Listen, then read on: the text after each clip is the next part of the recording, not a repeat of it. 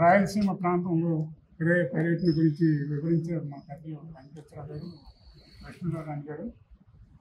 నేను ఒక ప్రధానమైన అంశాన్ని మీ దృష్టికి తీసుకొస్తా ఉన్నా. రాష్ట్ర విభజన అనంతరం 13 జిల్లాలతో కూడినటువంటి ఆంధ్రప్రదేశ్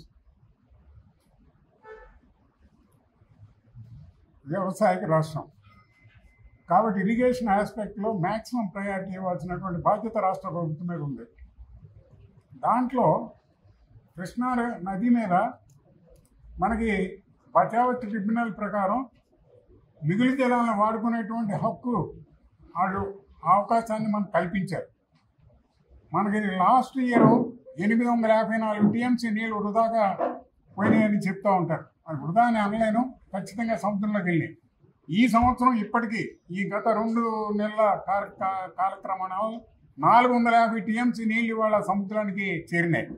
మరి ఈ నీటిని మనం వినియోగించుకునే అవకాశాన్ని మనం ఎందుకు ఉపయోగించుకోలేకపోతున్నాం? నేను ముఖ్యమంత్రి గారిని ఒకటే సవినయంగా మనం చేస్తూ ఉన్నాం.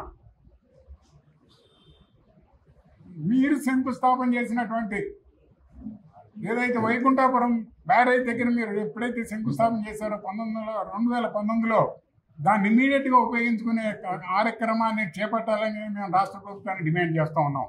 కారణం ఏంటంటే అక్కడ కనీసం ఒక 10 టీఎంసీ నీళ్లు నిలబెట్టుకోగలిగినప్పుడు మన కృష్ణా బ్యారేజ్ మీదకు పడేటువంటి ఒత్తిడి కూడా తగ్గుతుంది. ఆ ఇలవ మనకు అక్కడ ఎక్కువ నీళ్లు ఉపయోగపడే అవకాశం ఉంది. కాబట్టి ఆ వైకుంఠపురం బ్రిడ్జిని ఏదైతే గౌరవ ముఖ్యమంత్రి గారు 2019లో శంకుస్థాపన చేశారో దాన్ని యుద్ధ ప్రాతిపదికన టేకప్ చేసి పూర్తి చేయాలని మేము డిమాండ్ చేస్తూ ఉన్నాం. ఇది ప్రధాన